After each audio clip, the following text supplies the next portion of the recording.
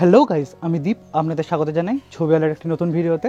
আজকের ভিডিওটা বিগিনারদের জন্য খুব ইম্পর্টেন্ট হতে চলেছে, যারা সবে ফটোগ্রাফি স্টার্ট করেছে। আজকের এই একটা ভিডিওতে তারা শিখতে পারবে 80% অফ দ্য ফটোগ্রাফি বেসিক্স। তো চলুন দেখা যাক। ফটোগ্রাফির বেসিক্সের মধ্যে প্রথমেই আসে এক্সপোজার ট্রায়াঙ্গেল।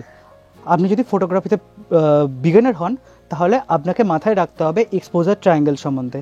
এক্সপোজার ট্রায়াঙ্গেলের তিনটে পার্ট হলো আইএসও, শাটার স্পিড এবং অ্যাপারচার। এই তিনটে পার্টকে একসাথে এক্সপোজার ট্রায়াঙ্গেল এই জন্য বলা হয় কি এই তিনটে পার্টকে কন্ট্রোল করে আপনি একটা ছবির মধ্যে এক্সপোজার বা লাইটকে কন্ট্রোল করতে পারবেন। ফটোগ্রাফি মানে হলো ফটো মানে লাইট এবং গ্রাফি মানে হলো ড্রয়িং। লাইটের সাহায্যে ড্রয়িং করাই হলো ফটোগ্রাফি। আপনাকে প্রথমে এটা মাথায় রাখতে হবে। তো একটা ভিডিওর মধ্যে বা একটা ছবির মধ্যে লাইট হলো সবচেয়ে ইম্পর্ট্যান্ট পার্ট। এবার আমরা আসি এক্সপোজার ট্রায়াঙ্গেলের পার্ট তিনটে নিয়ে। প্রথমে আলোচনা করব আমরা আইএসও নিয়ে। আইএসও কি? আপনার ক্যামেরার সেন্সারের সেন্সিটিভিটি হলো আইএসও।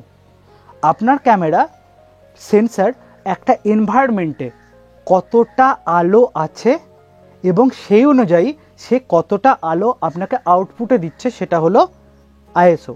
আপনি আইএসও বাড়লে ছবির মধ্যে লাইট বাড়বে। আপনি ধরুন ডার্ক এনভায়রনমেন্টে শ্যুট করছেন, তখন আপনি চেষ্টা করবেন আইএসও বাড়াতে। এবার আইএসও বাড়ানোর সাথে সাথে যেমন ছবিতে লাইটও বাড়ে, তেমনি একটা প্রবলেম ক্রিয়েট হয় যেটা হলো গ্রেনস।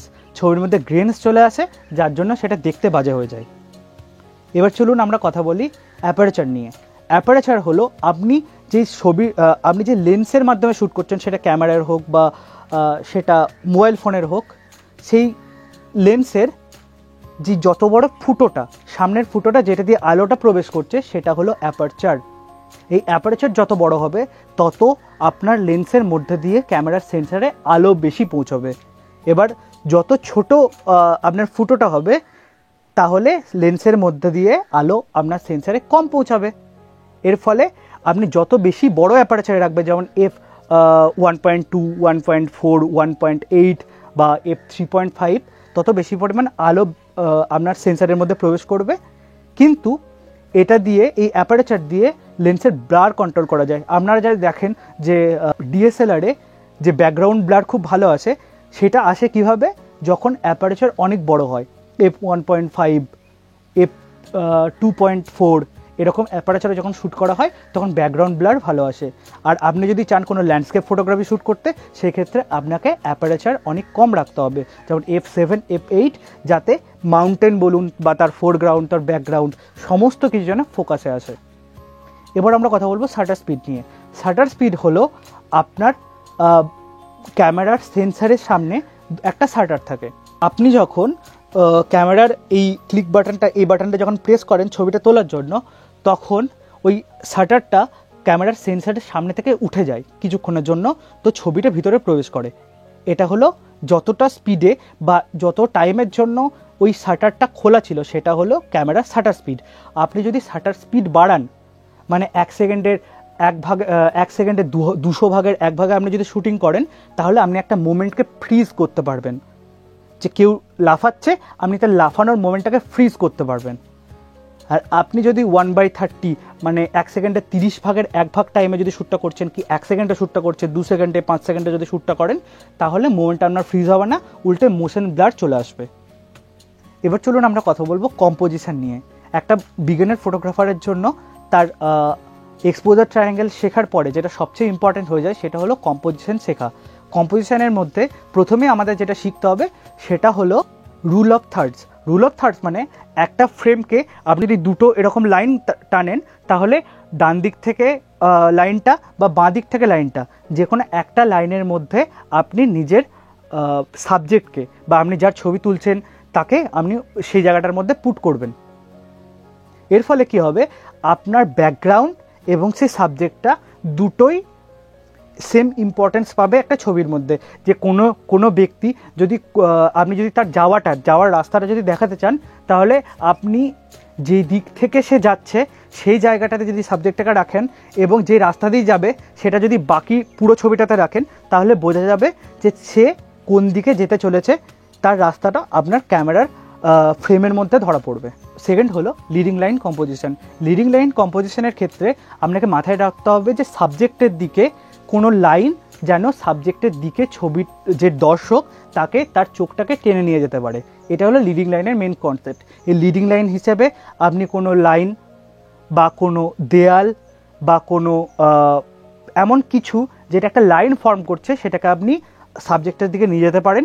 এর প্রভাবে আপনার সাবজেক্ট যদি ছোটও হয় বা আপনার সাবজেক্ট যদি পুরো ফ্রেমটার মধ্যে ইনসিগনিফিক্যান্ট হয়ে থাকে তাহলে তাকে সিগনিফিক্যান্ট করা যাবে, দর্শকের চোখ সাবজেক্টের দিকে যাবে। এই উদাহরণগুলো দেখুন, আপনি বুঝতে পারবেন।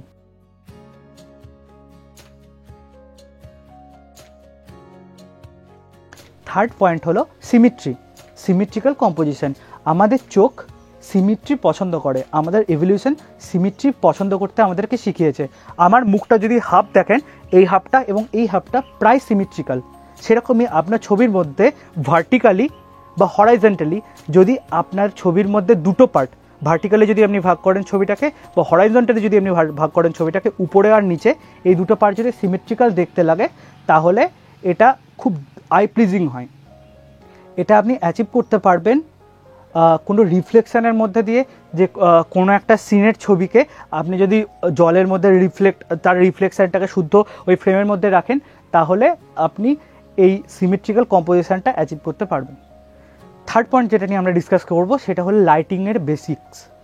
লাইটিং দু ধরনের হয়, একটা হলো সফট লাইট এবং একটা হলো হার্শ লাইট। আপনাকে বেশিরভাগ সিচুয়েশনের ক্ষেত্রে হার্শ লাইট অ্যাভয়েড করা উচিত, যেরকম ডিরেক্ট সানলাইট। এখন যে লাইটটাই আমরা শ্যুট করছি, আপনি দেখতে পাচ্ছেন আউটডোরে আছি। এই আউটডোরে এই মুহূর্তে আকাশে ক্লাউডি ওয়েদার এবং আমি এই বিল্ডিংটা যেটা আছে সেই বিল্ডিংয়ের শেডে শ্যুটটা করছি, সেই জন্য আমাদের কাছে আসছে সফট লাইট। সফট লাইটের সোর্স সবসময় বড় হয় এবং হার্শ লাইটের সোর্স সবসময় ছোট হয়। ডিরেক্ট সানলাইট, সূর্য যেহেতু আমাদের থেকে অনেক দূরে আছে, সেই জন্য সূর্যের আলো যখন ডিরেক্ট আমাদের গায়ের উপরে পড়ে, সূর্য আমাদের থেকে এত দূরে আছে সেই জন্য সূর্য ছোট আমাদের রেসপেক্টে, সেই জন্য সূর্যের আলো হয় হার্শ লাইট। এবং আমরা যে শেডের থ্রু আলোটা পাচ্ছি, যেহেতু এই শেডটা এই সূর্যের আলো এই আশেপাশের এনভায়রনমেন্টে বাউন্স করে আমার গায়ের মধ্যে আসছে, সেই জন্য এটা হয়ে গেল সফট লাইট। এবং সফট লাইটে শ্যুট করলে আপনার স্কিন টোন বলুন বা আপনার সাবজেক্টের দেখতে কতটা ভালো লাগবে সেটা অনেকটা বৃদ্ধি পায়। কিন্তু হার্শ লাইটেও কখনো কখনো শ্যুট করা হয় ছবির মধ্যে সেই হার্শনেসটা বা আপনি যদি রনেস রাখতে চান ছবির মধ্যে তাহলে সেটাকে ফুটিয়ে তুলতে। 4 নম্বর যেটা নিয়ে আমরা কথা বলবো সেটা হলো ক্যামেরা মোডস অ্যান্ড সেটিং। আপনি যদি ফটোগ্রাফি যদি বিগিনার হন তাহলে শুধু অটো মোডে ছবি তুলবেন না, তাহলে আপনার ফটোগ্রাফি ইমপ্রুভ করবে না। আপনাকে যদি যেমন আগেই বললাম আমি, ISO, shutter speed, aperture, exposure, triangle নিয়ে যেরকম আপনাকে কাজ করতে হবে, কিন্তু এক্ষেত্রে আমি রেকমেন্ড করব যে প্রথমেই ম্যানুয়াল মোডে শ্যুট না করে আপনি যদি ক্যামেরাতে শ্যুট করেন তাহলে প্রথমে অ্যাপারেচার প্রায়োরিটি মোড বা শাটার প্রায়োরিটি মোডে শ্যুট করবেন। অ্যাপারেচার প্রায়োরিটি মোডের ক্ষেত্রে আপনি অ্যাপারেচারের ভ্যালু শুধু ডিসাইড করেন এবং শাটার স্পিড এবং আইএসও আপনার ক্যামেরা নিজে ডিসাইড করে মিটারিং মোডকে মাথায় রেখে। এবং শাটার প্রায়োরিটি মোডের ক্ষেত্রে আপনি শাটার স্পিডের ভ্যালু ডিসাইড করেন, যে আপনি একটা ছবি তুলতে গেলে কোন একটা মোমেন্টে আপনি কীরকম শাটার স্পিড রাখবেন সেটা আপনি ডিসাইড করেন এবং আপনার ক্যামেরা ডিসাইড করে যে আইএসও এবং অ্যাপারেচার সে কী রাখবে। এর ফলে আপনার কাছে কন্ট্রোলটা অনেক ইজি হয়ে যায় এবং আপনার ক্ষেত্রে সুবিধাজনক হবে। এবার যদি আপনি আস্তে আস্তে অ্যাপারেচার প্রায়োরিটি মোড এবং শাটার প্রায়োরিটি মোড ইউজ করতে করতে যদি অভ্যস্ত হয়ে যান, আপনাকে তারপরেই আমি রেকমেন্ড করব আপনি ম্যানুয়াল মোডের দিকে যান। ম্যানুয়াল মোডটা একটু কমপ্লিকেটিভ, যে একটা সিচুয়েশনে আইএসও আপনাকে ডিসাইড করতে হচ্ছে, শাটার স্পিডও আপনাকে ডিসাইড করছে এবং অ্যাপারেচারও আপনাকে ডিসাইড করতে হচ্ছে, তার সাথে হোয়াইট ব্যালেন্স, মিটারিং মোড এগুলো তো বাদই দিচ্ছি। তো আপনি প্রথমে এই মোডগুলোকে নিয়ে নিজের হাতটাতে প্র্যাকটিসটা আনুন। 5 নম্বর হলো এডিটিং টুলস। অনেকজন ফটোগ্রাফারকে আমরা দেখেছি যে ফটোগ্রাফাররা খুব ভালো ছবি তোলে, খুব ভালো কম্পোজিশনে, খুব ভালো লাইটিংয়ে ছবি তোলে, কিন্তু তারা এডিটিং বা পোস্ট প্রসেসিংয়ের দিকে খেয়াল রাখে না। এটা খুব বড় ভুল বিগিনারদের জন্য। তারা ভাবে যে রনেস বা আমি যে ছবিটা তুলেছি সেটাই আপনি যেটা চোখে দেখছেন এবং আপনার ক্যামেরা যেটা দেখছে সেটা প্রায় সেমই, আপনার মনে হতে পারে, বাট সেটা নয়। সেটার জন্য আমাদেরকে পোস্ট প্রসেসিংয়ের দিকে খেয়াল রাখতে হয়। পোস্ট প্রসেসিংয়ের 4টে কি 3টে মেন টুল হলো, একটা হলো কন্ট্রাস্ট। কন্ট্রাস্ট হলো একটা ছবির মধ্যে কতটা ব্রাইটনেস, কতটা হোয়াইট এবং কতটা ব্ল্যাক, বা শ্যাডো এবং হাইলাইট, এই দুটোর মধ্যে পার্থক্য কতটা। আপনি যদি কন্ট্রাস্ট বাড়ান তাহলে আপনার হাইলাইট আরও বেশি লিট আপ হবে, মানে আরও বেশি সাদা হয়ে যাবে এবং আপনার শ্যাডো পার্ট আরও বেশি কালো হয়ে যাবে। এটা হলো কন্ট্রাস্টের মেন বিষয়। এরপরে আসি স্যাচুরেশন। শুধু স্যাচুরেশন বাড়ালেই আপনার কাজ চলবে না, তার সাথে সাথে আপনাকে আলাদা আলাদা টুলগুলোকে নিয়েও কাজ করতে হবে। স্যাচুরেশন বলতে বুঝি আমরা যখন স্যাচুরেশন বাড়াই তখন একটা ছবির মধ্যে লাল নীল যে কালারগুলো আপনার এলিমেন্টের আছে সব কালারগুলো বুস্ট করে দেয়, মানে লালটা বেশি লাল, সবুজটা বেশি সবুজ, হলুদটা বেশি হলুদ হয়ে যায়। এটা হলো স্যাচুরেশন। আর ব্রাইটনেস আপনি কখন বাড়াবেন?